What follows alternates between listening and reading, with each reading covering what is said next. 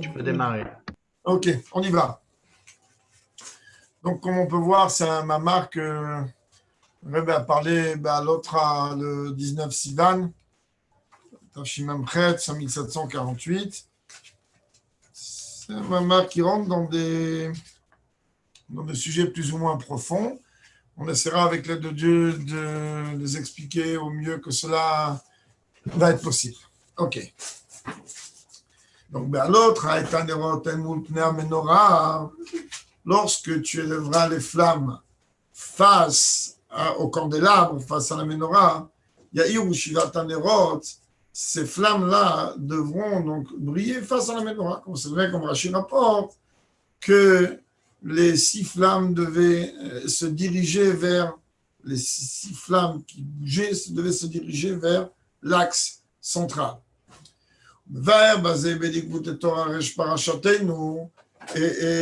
il expliquait là-bas, au début de l'Ikut Torah, donc au début de notre paracha, si je parcha, d'Inyan la menorah, Neymar Bezecharia, que le sujet de la menorah, il est rapporté donc, par le prophète Zecharia, donc dans le Maftir qu'on va lire Shabbat, Ra'iti, Ve'ine menorah zav kula. Voilà qu'il a vu qu'il y a une menorah qui est entièrement en or, etc.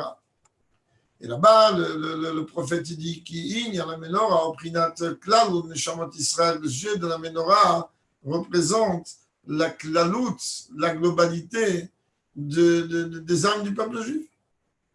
De la même manière que dans la menorah, il y avait 7 branches, comme il va l'expliquer tout de suite, ces 7 branches représentent les 7 midot et représentent donc les 7 catégories de l'échamot, comme on va l'entendre immédiatement. Que les 7 nerot, elles représentent en vérité les 7 niveaux dans le service de Dieu. Et là-bas, il explique en vérité que ces 7 niveaux-là sont en parallèle avec les 7 midot. Ça veut dire que Yesh Oved Me'ava Kamaim. La première sphira, elle est la sphira de Chesed, l'amour. Alors il y a des gens qui servent Dieu avec amour. C'est très bien que l'amour, le sujet de Hava, il est comparé à Hava Kamaim comme de l'eau. Il y a aussi Hava Kerish Ve'esh. C'est-à-dire il y a un amour débordant comme l'eau, elle déborde. Et il y a un amour qui s'enflamme. Alors le premier, Hava Kamaim, il est le niveau de Chesed. On sait très bien que la première sphira, elle est en train d'amener, elle est en train de se propulser sur tous les autres jours. À partir de Chesed va découler tous les autres jours. Et il y en a aussi qui servent Dieu d'une autre manière. Yesh, me'ava kerish ve'yesh. Il y a qui servent Dieu comme des flammes qui s'embrasent. Ça, c'est le niveau de Gvura. On sait très bien que la Gvura, l'eau, ça va du haut vers le bas. C'est au niveau de Chesed. Le feu, il va du bas vers le haut, c'est au niveau de Gvura. Et il y en a que leur service de Dieu, il est essentiellement à travers l'étude de la Torah. On sait très bien que la Torah, elle est appelée Tiferet, comme on voit d'ailleurs dans Pirkei Avot. C'est quoi Tiferet? C'est le niveau de la Torah. Et donc ça, c'est ce qu'on appelle Tiferet, c'est le niveau, la médiane, c'est-à-dire ça permet la fusion entre Chesed et Gvura. Et il y en a qui servent Dieu à travers l'attribut de victoire. Il y en a qui servent Dieu à travers l'attribut de reconnaissance ou d'humilité. Mais ça, et là-bas, il conclut qu'il y a en vérité une forme de service de Dieu qui se fait à travers une élévation, c'est-à-dire une dimension majestueuse, et il y en a qui complètement servent Dieu d'une façon complètement inverse, c'est-à-dire shfelut, c'est-à-dire se sentir complètement bas. Et en vérité, comme on peut le comprendre, que ces deux niveaux, itnasut, c'est-à-dire le fait comme un assis s'élever, la dimension de majestuosité, et le niveau de Shfelut, quelque chose qui est bas, en vérité, comme il va dire tout de suite, les deux niveaux, ils ont une relation directe avec la sphira de Malchut. Pourquoi?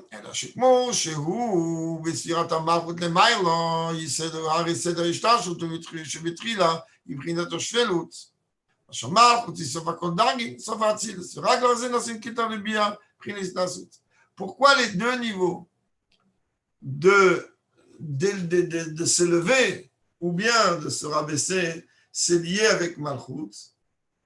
Parce que lorsqu'on regarde dans Malchut, la sphira de Malchut telle qu'elle est dans Hatzilut, alors, comme on a déjà expliqué maintes et maintes fois, elle comporte en elle deux systèmes. Le premier, il est que Malchut, elle n'a rien, elle n'a rien, elle. Agave, je répète, c'est le dernier soir, ce soir pour Kiddush Levana. Et donc, comme la lune, elle n'a rien à elle. Donc, Malchut, elle n'a rien à elle. Donc, d'un côté, elle représente Shfelut, elle n'a rien. D'un autre côté, elle est Nas'ut par elle et grâce à elle, elle devient un quêteur de Bria et ensuite des autres mondes. Ça veut dire que lorsqu'il est en train de dire le Dmoazaken là-bas, qu'il y en a qui servent Dieu avec la Madriga de Nas'ut, avec le Shfelut, que les deux sont liés avec la sphira de Malchut, il est en train de parler de Malchut telle qu'elle est dans le Seder Ishtalshlut. Que d'abord il y a Shvelut, d'abord il y a le fait qu'elle n'est rien, car elle est en vérité, elle subit, elle reçoit en elle, elle ne subit pas, elle reçoit en elle les 6 sphirotes, et d'un autre côté, elle va retransmettre ensuite d'Ambria et Tzirasia. Ça, c'est quand c'est là-haut. גם כמו שהוא במנורת זהב כולו, שם שם d'Israël, c'est dans l'Efer. Mais quand on est en train de parler de cette sphira de Malchut, telle qu'elle est dans cette menorah en or, c'est-à-dire telle qu'elle s'exprime dans les âmes du peuple juif, l'ordre, il est inversé. Que d'abord, il y a le sujet de Hitnasut, c'est normal. Quand on est en train de regarder le Seder en bas, alors il y a d'abord cette dimension que Malchut représente la dimension de royauté, de Keter. Ensuite, ça vient, ça descend dans le reste des choses. Donc, le Rabbi ne veut même pas rentrer réellement ici pour l'instant dans les différents dioukim qu'on peut venir réfléchir sur la sphira de Malchut dans Seder Ishtalshlut par rapport à Hatzilut. Et là, le Rabbi, il fait soulever une question que lui-même, il dit que c'est quelque chose d'extrêmement étonnant. Voilà que là-bas, on aura de me parler dans l'Écoute Torah des 7 midot. Et comme peut-être on a constaté, peut-être on n'a pas constaté, on n'a pas parlé de Yesod.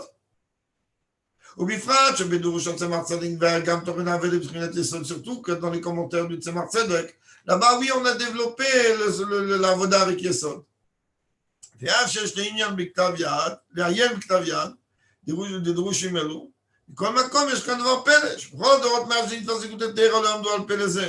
Rabbi, on est en 5748, 1988. Rabbi, il dit, depuis que l'Écoute Torah il a été imprimé, personne, Rabbi dit clairement ça, personne n'est venu soulever qu'il y a un problème. Comment c'est possible qu'on nous parle là-bas de toutes les midotes et qu'on n'est pas en train de nous parler de la voda à travers la sphira de Yesod. Alors, pour qu'on comprenne ça, il va nous expliquer déjà comment ça passe de Chesed vers Malchut. Quand tu es en train de regarder le sujet de la menorah, qui c'est qui allume la menorah? C'est Aaron. Comme c'est marqué, lorsque tu élèveras donc les flammes. Traduction, puisqu'on est en train de parler, de comparer les nérodes de la menorah en Neshamot, ça veut dire qu'Aaron Cohen, lui, il intervient et il provoque à toutes les catégories du peuple juif, puisque chaque juif, en vérité, on le retrouve à travers le Inyan de la menorah, il provoque à chaque juif une élévation. D'Aaron, Mishivat Aroim, Amashpim, Bechol, Neshamot Israël. Pourquoi? Parce que Aaron, lui, fait partie des 7 bergers. 7 bergers qui influent, donc qui ont une influence sur toutes les âmes juives. Ou pour l'Otob Ismaëli, l'autre Atanerot. Et quel est le rôle de Aaron HaKohen ici? Il est celui qui va venir permettre aux Neshamot de s'élever.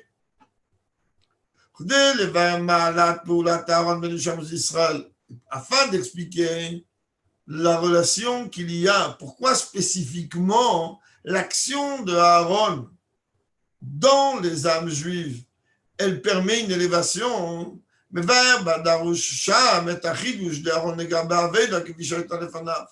Là-bas, il explique le chidouche que Aaron apporte par rapport à toute autre forme de service de Dieu qui était avant cela. On sait très bien que le sujet de Aaron HaKohen, c'est le sujet de l'amour. Pourquoi chercher très loin quand on regarde Pirkei Avot au Perek Aleph, qu'on va commencer ce Shabbat? Oev Shalom. On a déjà commencé par le Shabbat dernier pour nous, en France, le Shabbat. Que là-bas, il est écrit fait partie des élèves de Aaron HaKohen, aime la paix, etc. Pareil, quand on regarde le service de Dieu de Aaron HaKohen, c'est quoi? C'est entre autres la Birkat Kohanim. C'est quoi cette mitzvah? Comme on peut le voir dans la façon dont la bénédiction de Birkat Kohanim elle s'exprime. Qu'est-ce qu'il dit le Kohen? C'est-à-dire qu'il est en train de remercier Dieu, de louer Dieu, que Dieu lui a ordonné, sanctifié par ses commandements, et ordonné de bénir le peuple juif avec amour. Et le Rebbe dit, il ne croit pas que cette dimension-là, qu'un Kohen il va bénir avec amour, c'est quelque chose qui est superficiel, ça va très loin. Que me voir, chez Inyan Bava, il dit à Bézoar, il dit tout simplement, il faut que tu comprennes que le fait, s'il y a un manque dans l'amour du Kohen vis-à-vis quelqu'un du public, il ne peut pas faire Birkat Kohanim. En d'autres termes, la halakha, elle dit qu'un Kohen qui est indifférent avec quelqu'un de l'assemblée, il ne peut pas faire Birkat Kohanim. Pourquoi? Parce que dans Birkat Kohanim, il va prononcer le nom de Dieu et qu'il va dire à chaque Kiddushon, ou Mitzvotav et Tzivanu, qu'il nous a ordonné, sanctifié par ses commandements, et ordonné donc de bénir avec amour. Et le Zohar, il dit que les Itav Zohar, Chumara Inyan. Le Zohar, il dit que c'est quelque chose de très grave. Si un Kohen, il a un différend avec quelqu'un de l'assemblée et qu'il montre quand même Duchav vers Birkat Kohanim, ça peut porter des conséquences qui ne sont pas très agréables. לכן, כדי להבין מעלת עבודת אהרון, מקדים שם ביאור העניין האהבה כישי לפני אהרון. Là, il va venir nous dire pour qu'on puisse comprendre. Je ne sais pas faire monter le texte, je ne sais pas qui c'est qui gère. On est déjà un peu plus haut, merci.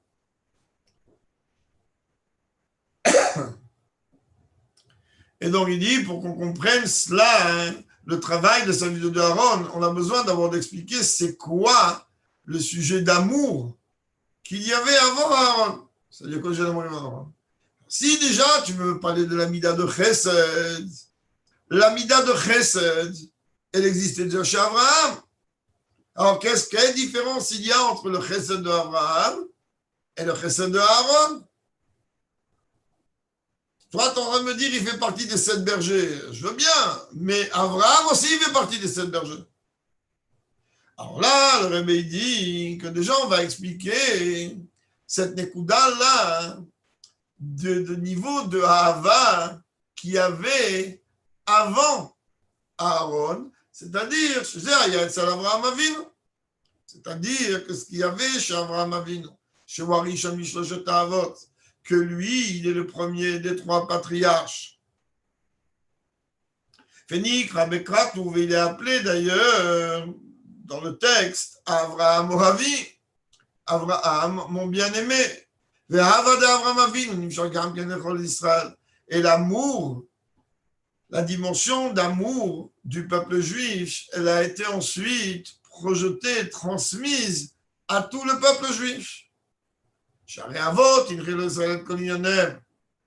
Comme on sait très bien que les patriarches, ils ont donné en héritage toute leur forme de service de Dieu, tout leur sujet à eux.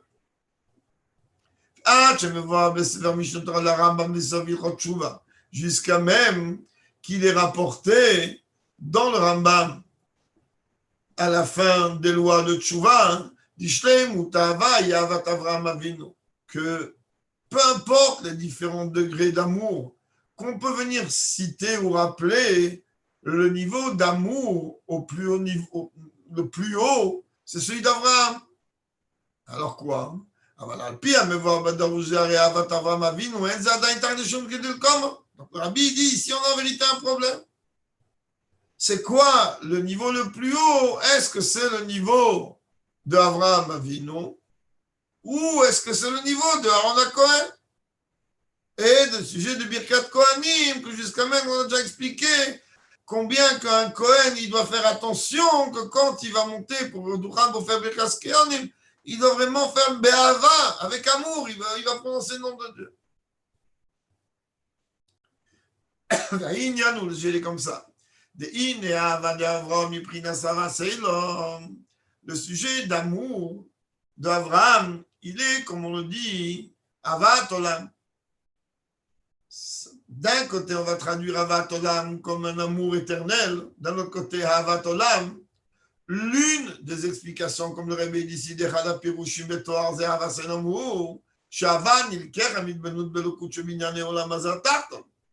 ça veut dire que Avat Olam, la traduction basique, ça veut dire un amour éternel. Mais lorsqu'on regarde un peu plus profondément, on est en train de nous dire que d'où Abraham Avinu il a obtenu un amour comme ça pour Dieu. D'où c'est venu cet amour? Comme chacun le sait, comme le Midrash rapporte, qu'Abraham il a recherché Dieu. Il a fait une recherche dans toute la nature qui était autour de lui. Et donc, cet amour-là, il a été provoqué en lui par une réflexion du divin à travers toutes les dimensions matérielles qu'il y avait dans le monde. Marabou Maaser, Magadou Maaser, comme on dit dans la Tila, combien elles sont nombreuses tes actions, et combien elles sont grandes tes actions, quand on regarde tout ce que Dieu il fait dans le monde, comment le monde il fonctionne, comment le corps humain il fonctionne, comment la végétation elle fonctionne. Alors automatiquement on ne peut que louer Dieu. Mais d'un autre côté, puisque tu me dis que Abraham Avinu, son amour pour Dieu a été provoqué par sa prise de conscience de la grandeur de Dieu à travers les choses du monde, alors automatiquement ça rentre dans les limites du monde. Ça veut dire quoi? Ça veut dire que le sujet d'Avat Olam, il est lié avec Dieu, tel que Dieu il s'exprime dans le monde.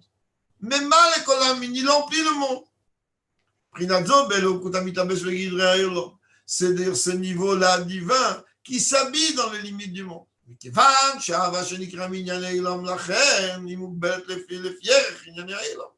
dans ce cas-là, le Rabbi dit, logique, puisque tout l'amour il est provoqué par la prise de conscience du dévoilement de Dieu à travers les lois de la nature. Donc forcément, c'est limité en fonction des choses du monde. Ça veut dire que l'amour que Avraham Avinu il est arrivé, même que c'est un amour grandiose. C'est un amour éternel, c'est un amour gigantesque, c'est un amour merveilleux, c'est un amour limité. Quand on dit, comment j'ai traduit tout à l'heure, Avat Olam, j'ai un amour éternel, le Rabbi dit, quand on dit un amour pour tout jamais, c'est un amour éternel, Avat Nitris. מכל מקום, הרי גדר הנצחיות עצמו, אומר שניתן בגדר הזמן וגבול. Et là, je ne veux pas rentrer dans ça parce que sinon on ne pourra pas du tout avancer. Rabbi, il comprend que même la dimension d'éternité, c'est quelque chose qui est lié avec le monde. Dès que tu es en train de faire un parallèle avec quelque chose que tu es capable de définir dans le monde, automatiquement tu le limites.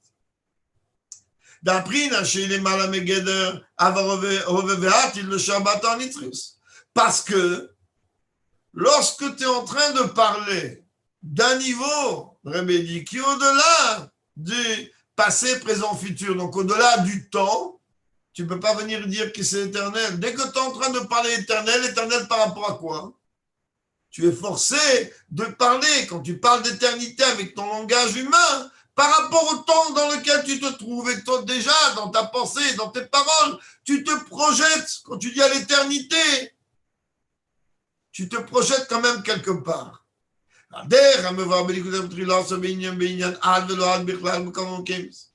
Comme c'est expliqué dans l'Écoute Torah, quand on dit Shochanan Marom, il y a le Ad et Ad Bichlal. Quand on dit jusqu'à, ça veut dire quoi? Ça veut dire deux choses.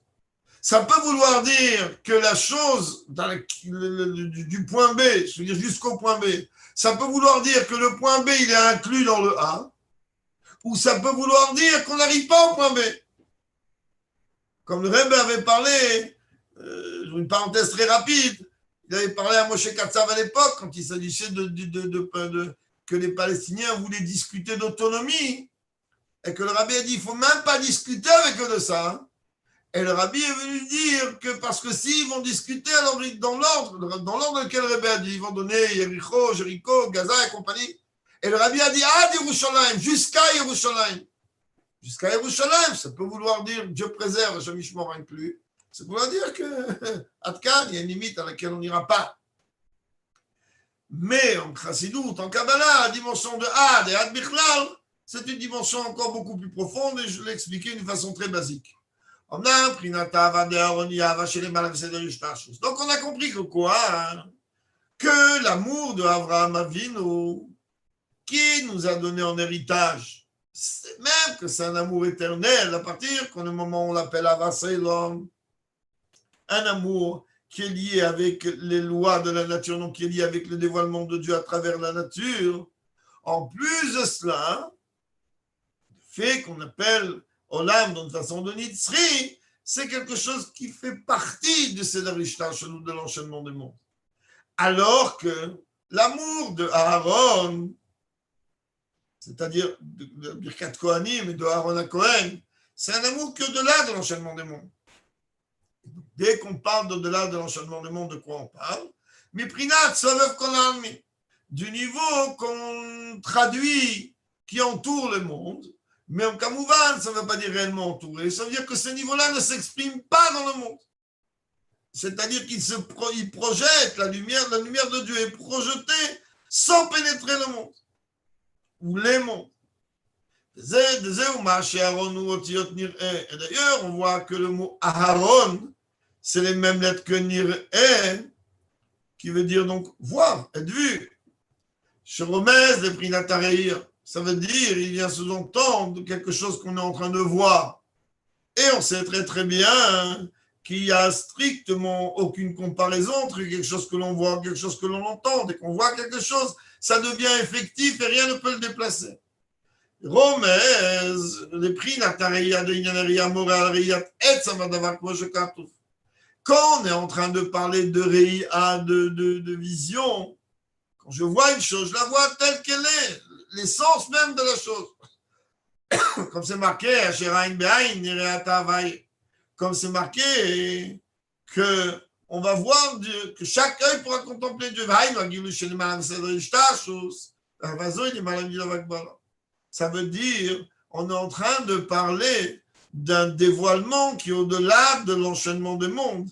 Et donc, automatiquement, l'amour que Aaron, à Kohen, il est en train de transmettre, à travers le lignan de Birkat Kohanim, entre autres, c'est un amour qui est au-delà de toutes les limites. Donc, forcément plus haut que celui d'Abraham. Mais comme on voit, le Rabbi ne va pas s'arrêter là. Yesh lomar, on peut dire comme ça. Dema shavat Avram Avinu iprina savaselo.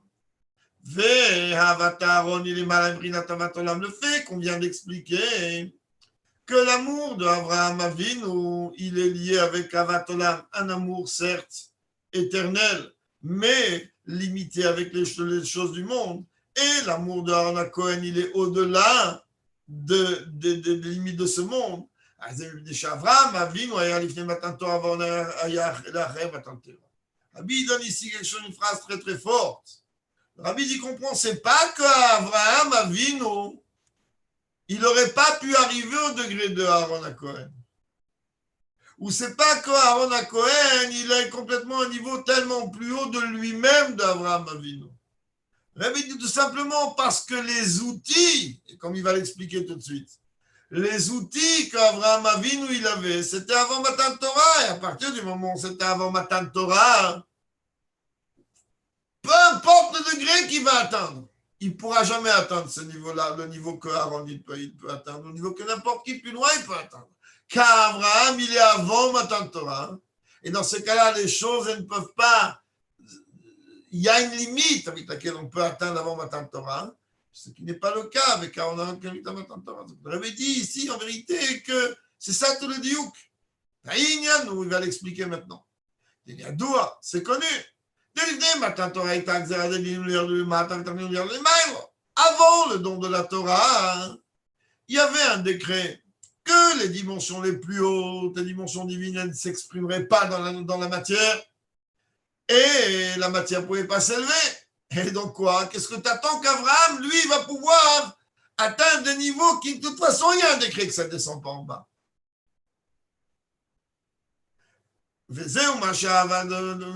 Pardon. Et après, le décret, il a été annulé. Là, il y a eu la possibilité de faire fusionner la matière et le divin. Et le fait que le degré d'amour d'Avraham Avinu, c'est un degré qui est considéré comme Avat Olam. Donc, un amour certes éternel, mais avec les limites. Même que ça Dieu préserve, ça n'entraîne au moins aucune défaillance vis-à-vis d'Avraham Avinu. Son service de Dieu était dans la perfection la plus totale. Mais comme son service de Dieu, il était avant l'annulation du décret de la fusion entre le divin et la matière, aucun humain il peut arriver à ce niveau d'amour. Au-delà. Donc, c'est pas qu'Avraham Avinu il n'était pas capable. C'est qu'on ne lui permet pas d'atteindre ce niveau-là. On ne lui permet pas de monter à ce niveau-là.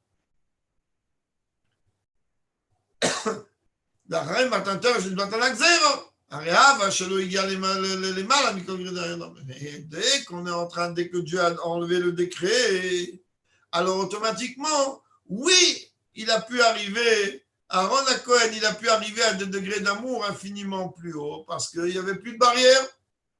Donc là, en vérité, le Rabbi explique qu'il n'y a pas de défaillance, Dieu préserve, dans le service de Dieu d'Avraham Avinu. Et que c'est sûr et certain qu'il était avec la shlemout la plus totale. Seulement, il y avait un barrage à ce moment-là qui ne permettait pas d'arriver, d'atteindre de niveau plus haut.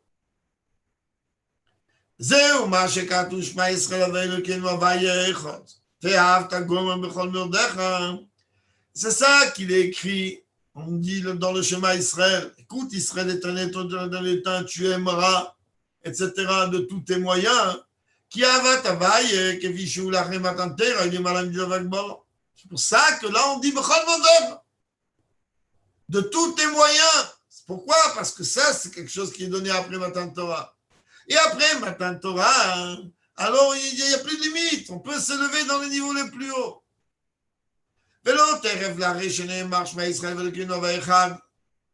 Et donc, pardon, לכן האהבה הזו, הרי זה כתוצאה מסובב האחדות, התברר כמשולם על המגדל.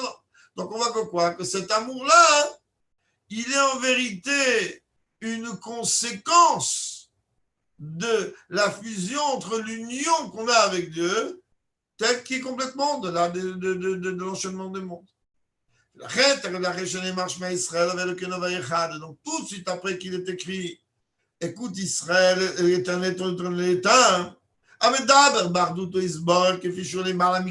en train de parler de l'unicité de Dieu, telle qu'elle est au-delà des limites de ce monde.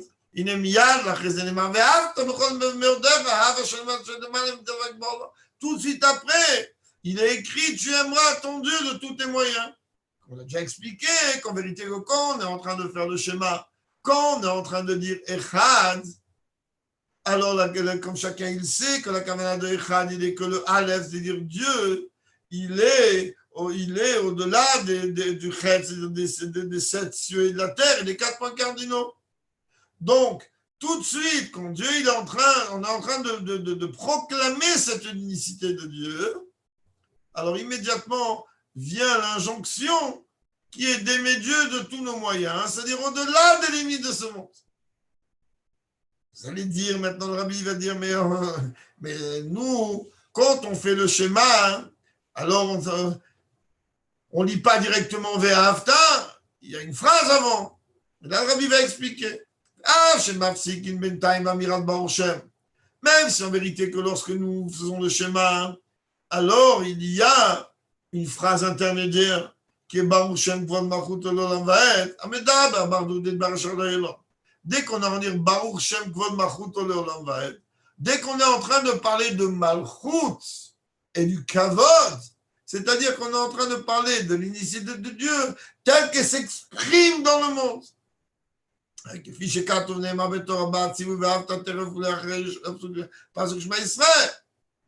Dans le Sefer Torah, tout de suite après Hashem Elokeinu Hashem Echad, marqué Ve'ahavta. Dans la Tfila, nous on est en train de dire Baruch Shem Kevod, c'est-à-dire qu'on est en train de proclamer à voix basse qu'en vérité cette unicité de Dieu, elle s'exprime dans la réalité de ce monde, dans la matérialité de ce monde. En plus, en dehors de Yom Kippour, le verset de Baruch Shem Kvod Malchut Olam Vaed, on le prononce à voix basse. On va dire Shlomar.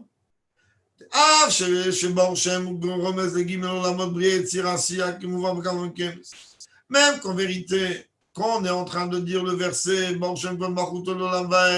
ça représente les 3 mondes de Bria, Yetzira, Asiya, comme s'explique ailleurs. Mais il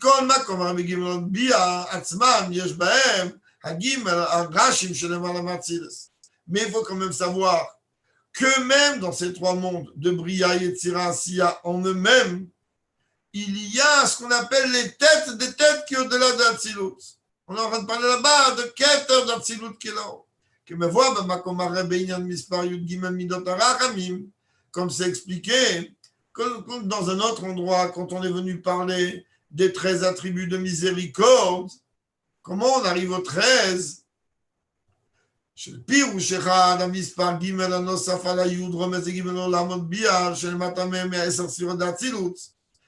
simplement, il y a les 3 niveaux qui sont au-delà. Donc les niveaux de Keter qu'il y a, Pimiut, Ritsoniut, et le Kotz qui est au-delà de tout ça, ces 3 niveaux-là, plus les 10 sphirotes, alors on arrive au 13. Comme on arrive au mode Biatzma, mais je viens de le dire.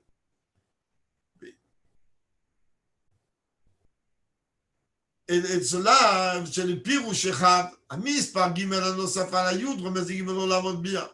Il y a un autre Pirouch qui dit que les 13 attributs de miséricorde sont les 10 sphirotes. On voit de haut vers le bas et du bas vers le haut, plus les 3 mondes qui viennent après, de Bria et Tzirassia en bas. Mais ça se va à tout. Ou le Pirouch Nirom, c'est Gimel Rachra, donc on a expliqué qu'il y a la dimension soit du bas vers le haut, soit du haut vers le bas. C'est-à-dire qu'il y a une écouda qui explique que les 13 attributs de miséricorde, elles sont Atzilut avec ses 10 sphirotes et les 3 mondes, Bria et Tzira, si on arrive à 13. Il y a une autre DA qui explique qu'en vérité, il y a la dimension qui est au-delà de Hatzilut. Donc 3 niveaux, plus les 10 tirot d'Hatzilut. Alors on arrive à 13. Je n'ai plus une Jérusalem. Et Rabbi, en vérité, les deux commentaires, ils ont une liaison, mais ce n'est pas la Nekuda ici.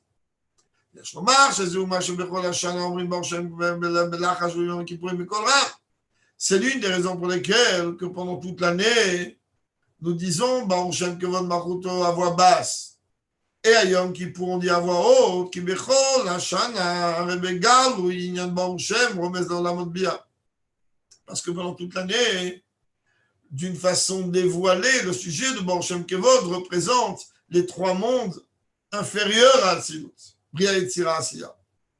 לכן, כדי שהעבד ואהבת תהיה בהם של התבוננות לשמה ישראל, pour que l'amour qu'on attend de nous, d'aimer Dieu, elle va être à proximité, juxtaposée avec la réflexion de Shema Israël.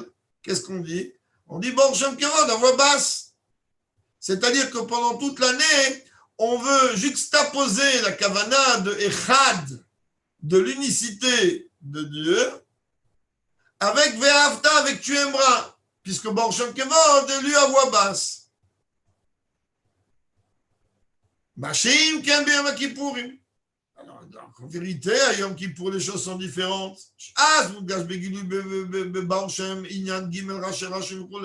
Alors qu'à Yom Kippour, c'est une dimension qui n'est pas les 3 niveaux qui sont inférieurs à Hatzilut. Mais à Yom Kippour, on est en train de parler des 3 Rachirachim, des dimensions qui sont supérieures à Hatzilut.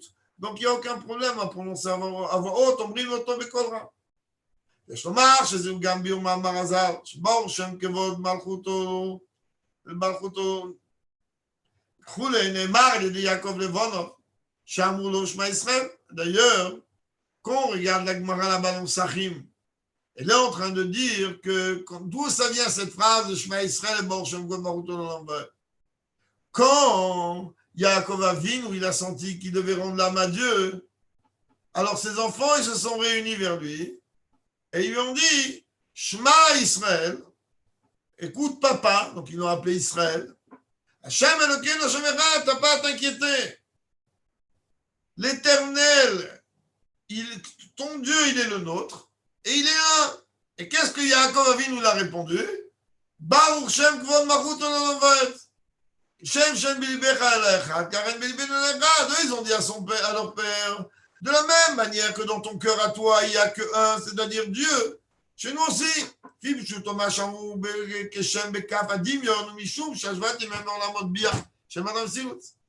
Mais là-bas, quand on regarde la Gemara, elle dit quoi? Keshem, avec le Kaf Adimion, de la même manière. Pourquoi de la même manière? Il y a quand même le Kaf Adimion, ce n'est pas la même manière, c'est comme la même manière. Il explique simplement que parce que les Jvatim, ils sont d'un niveau inférieur à Yaakov. Et donc, ils sont comparés aux 3 niveaux donc, de Bia, qui sont en dessous d'Atzilut. La reine Prinatera d'Etzlam ou les matins Prinatera de Yaakov ou d'Atzilut. Donc, automatiquement, leur Echad à eux, il est inférieur au Echad de Yaakov Avinu. On a, Malpiané Shlomar, mais de notre côté, on peut dire Dekshem et Kavadimion de Maliout. On peut aussi traduire qu'on dit Dekshem de la même manière que on peut le traduire d'une façon supérieure. Chez Prinatera Chebo la mode Bia ou les Malayoter. Que le Echad qui se trouve dans les 3 mondes inférieurs, il est en vérité plus haut. Pourquoi? Parce que Dafka, dans ces 3 mondes-là, se dévoilent les 3 niveaux de critères, plus que dans Hatzilut. Ou base et Goufa Omrim. Et par rapport à cela, on dit, l'autre est un érot, chez Bazé Kamaliot. Quand on est en train de dire, l'autre est un érot, c'est-à-dire d'élever les flammes, alors automatiquement, il y a dans ça plusieurs aliot, il y a plusieurs élévations, comme c'est marqué hier, qui vont aller de niveau en niveau.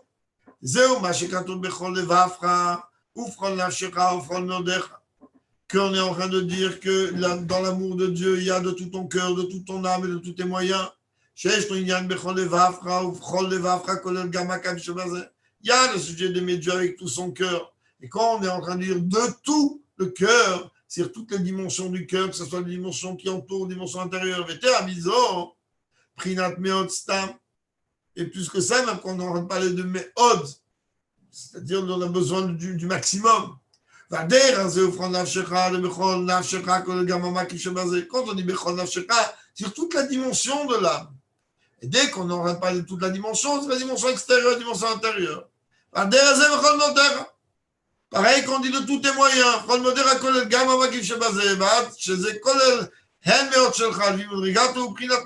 באיזה סיבה שתהיה, ויתרה מזו, בחינת מאוד סתם, ועד לבחינת מאוד האמיתי שלמעלה מכל העניינים.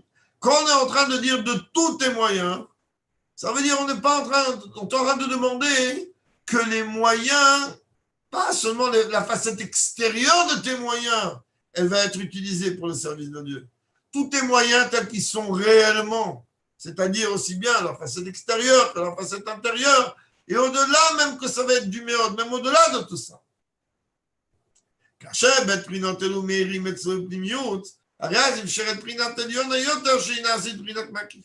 Et donc quand on va en vérité dévoiler aussi bien les dimensions profondes du cœur, aussi bien les dimensions profondes de l'âme, aussi bien les dimensions profondes de nos moyens, alors automatiquement on va réussir à entraîner les dimensions les plus hautes vers les niveaux les plus bas. Et ça, on peut l'obtenir en vérité à travers Birkat Kohanim. Rabbi, il dit, le sujet de Aaron, par rapport au peuple juif, donc d'élever le peuple juif dans les niveaux les plus hauts, ce n'est pas seulement que quand Aaron il est au Beth Amikdash et qu'il est en train de faire Birkat Kohanim, à ce moment-là, en quoi ça me sert aujourd'hui? Le Rabbi il dit, ce sujet-là, il est donné, il est projeté au peuple juif, Gam biotam begolos, même quand ils sont en galoute.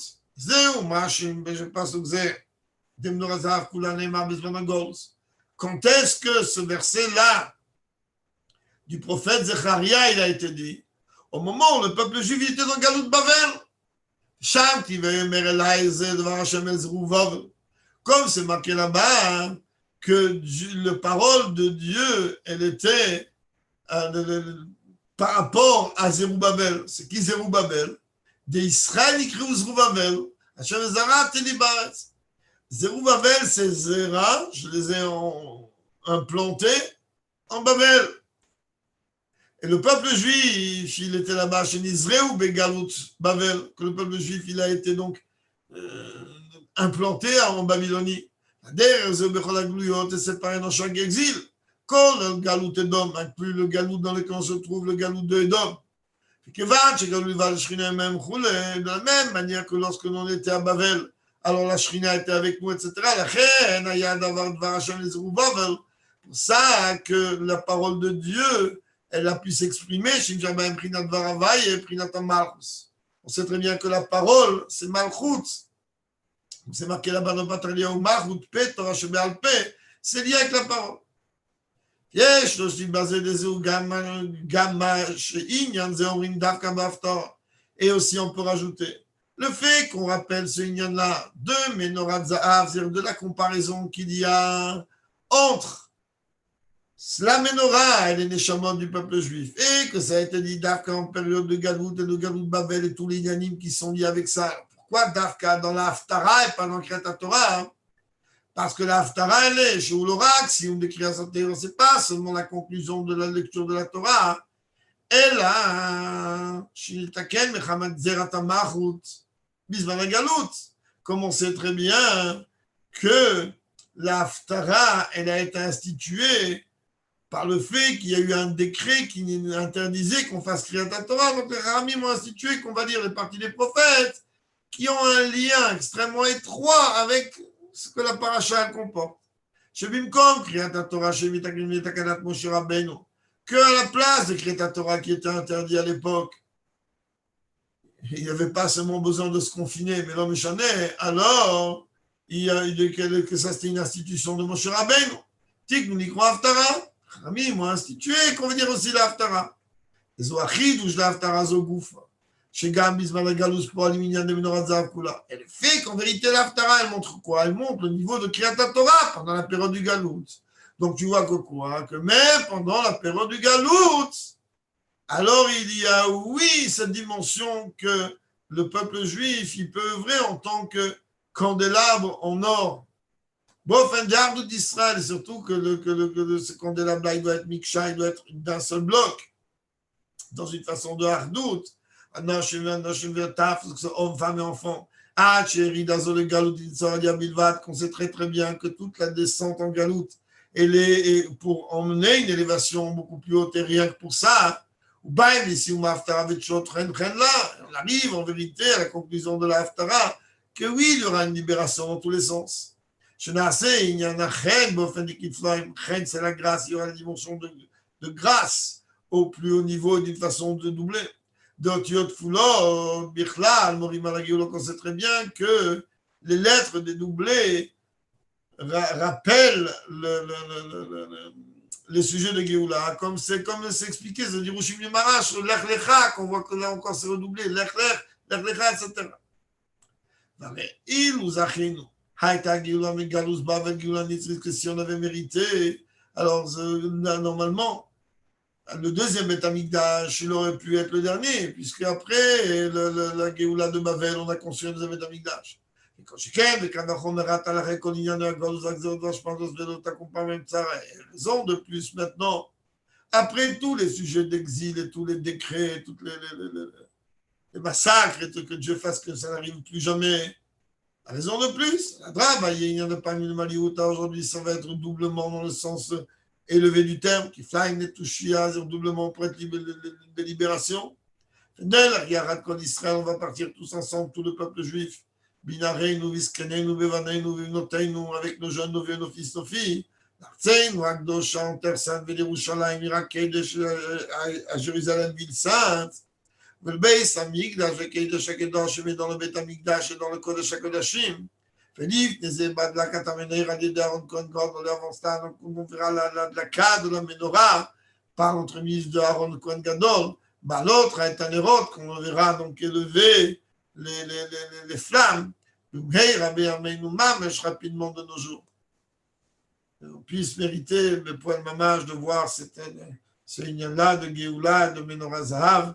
Et surtout, comme Rebbe parle souvent, qu'on doit comprendre qu'à partir du moment où Dieu a comparé le peuple juif à un candélabre qui est fait en or et d'un seul bloc, alors il faut comprendre que chaque juif, il est en or, chaque juif il est en or et on est tous unis d'un seul bloc, et tous ensemble certainement on aura la Géoula effective, surtout qu'aujourd'hui on est le dernier jour des 12 Yemet Hashlumim, des 12 jours de complémentarité, et que Dieu fasse qu'on ait la Géoula immédiatement. Shkoya, Sur ces trois sujets. vous pouvez tout retrouver sur YouTube. Aslacha, il y en a qui veulent chanter là. Sur Anne. חיילי אדוננו, מורנו ורבנו, חיילי הרב נשיא תורנו, לה לה לה לה לה לה לה לה לה לה לה לה. Allez, Sultan. La la la la la la. On y va. Allez, Yitzhak. Yechi Amalek. Yechi Amalek. Yechi quoi? Aslacha Rabba, allez. Ça va, mon Yitzhak? D'abord Hachem, grâce à Dieu. Allez, on vous aime, bye. Allez, bisous. On va chez Nissembo maintenant, bye. Allez, Nissan Bom, en route. On va couper.